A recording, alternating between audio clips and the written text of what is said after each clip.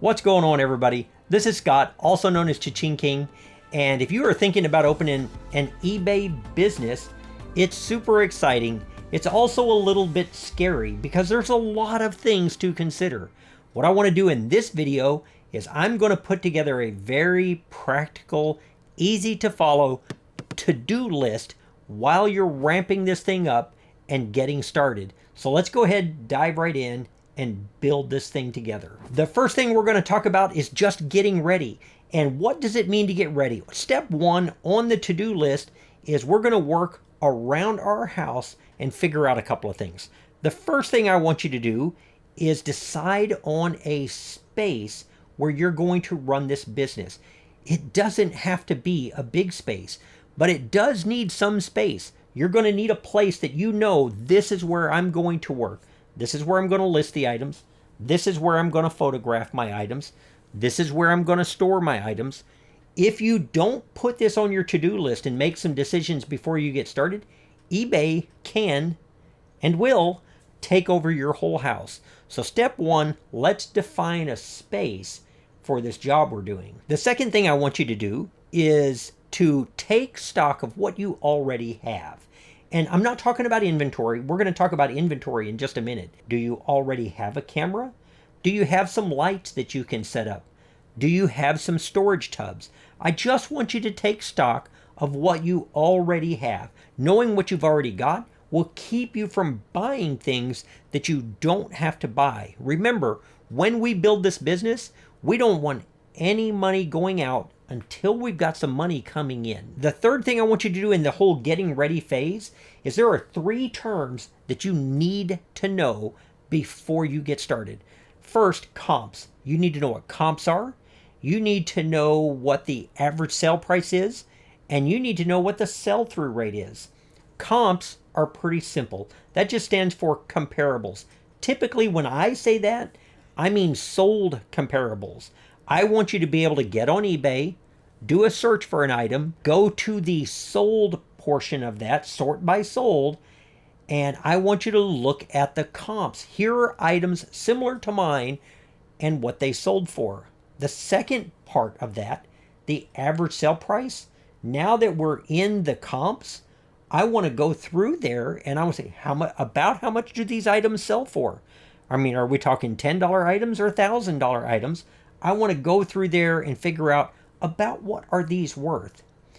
And the third one may be the most important term of all, and that's the sell-through rate. And that tells me how fast is this thing going to sell. When I do research for comps, I'm going to see how many are listed. And then when I go look at the sold and see those prices, I'm going to see how many are sold. When I compare those two numbers, if they're the same, I call that 100% sell-through rate. If this number's a 5 and this one's a 10, that's a 200% sell-through rate. The higher that number is, the faster that I can expect that to sell at the average sale price. So sell-through rate is incredibly important because when we're just getting started, we want the items that we list to sell. We need that money coming back in so that we can build this business. All right, so that's the preliminary stuff that we've done. We marked out a space and we took stock of the things that we already have, and we learned some really critical terms. So let's talk about the business part of this. There's a couple of things that you need to do. Now let's move on to the business aspects of this, and we're going to talk about goals and expectations. As far as goals go, this is where you write down what are you expecting to get out of this business? What are you hoping for?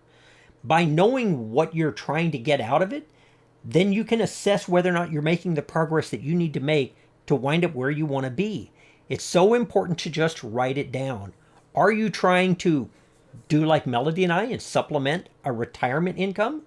Or are you trying to build a business that one day will retire you from the other one and provide everything that you need? Set those goals down and write them down so that you can go back and adjust them as necessary. The next thing I want you to do is develop realistic expectations.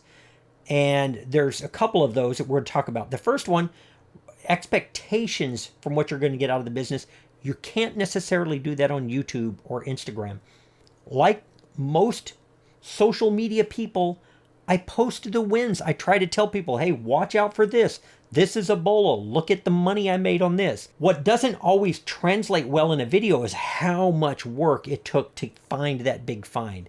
So be realistic about the things that you can find and sell, because realistic expectations will keep you from getting down if you fall guilty to that comparison thing to something that doesn't actually even exist. The last part of the expectations is, how long is it going to take you to reach those goals? You've got to be realistic about that. If you're starting a business today and your expectation is you want to be retired by next Thursday, that's not very realistic for most people. You need to have realistic expectations. When Melody and I decided I was going to retire, I was still 4 years out. And for 4 years, we built our eBay business to the point that our original goal, which was to cover the distance between what I was making and what my retirement income would be, we had already surpassed it by the time that I retired. So you need to have realistic time expectations to reach those goals that you just set. Let's talk about time a little bit more in this next section, because time may be the most important aspect of our to-do list. And that is, first, you need to assess what time do you have available to build this business.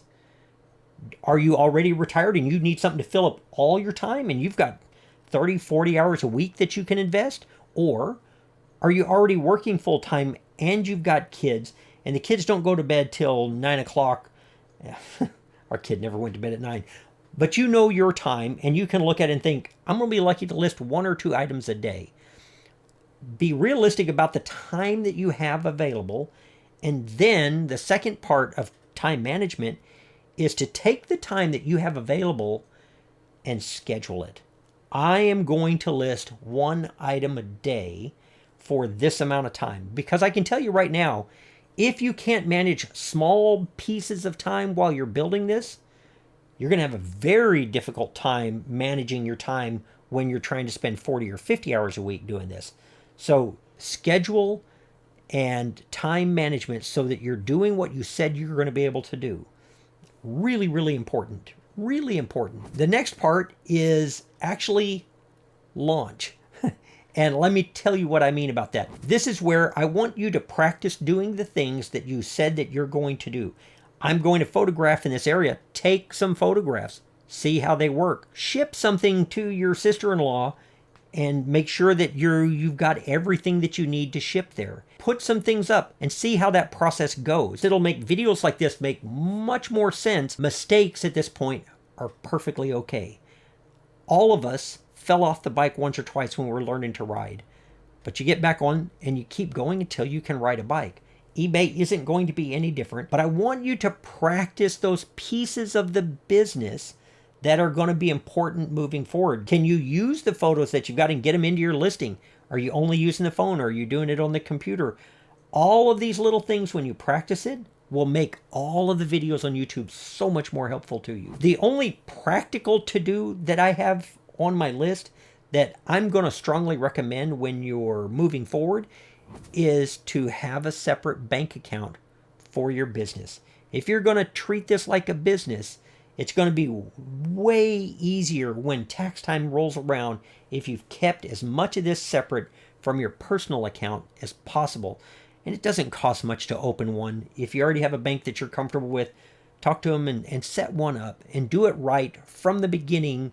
The more organized you are at the start, the easier it's going to flow when you start to build this up. The most important checkbox on the to-do list is to schedule a start date.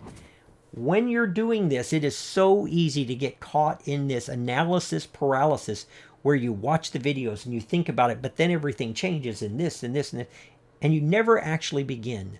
So what I'm going to challenge you to do is to think, I know how long it's going to take me to walk around my house and look at what I've got and my space, and I know it's not going to take me too awful long to write down what I want to get out of this and the time that I've got, and I'm going to practice some, but by such and such a date, I'm going to start. And I'm going to challenge you to do that. to have something listed, ready to ship, and have everything ready to go so that you actually begin. So once you've made that commitment to get started, the rest of the pieces all begin to make more sense. I hope you found it helpful. If you did, I'd love it if you would subscribe to the channel, give me a thumbs up, make a comment down in the description if I missed something on the to-do list, because I guarantee that I did, because every business looks different. I appreciate you watching. I'm going to see you real soon on the next one. Bye.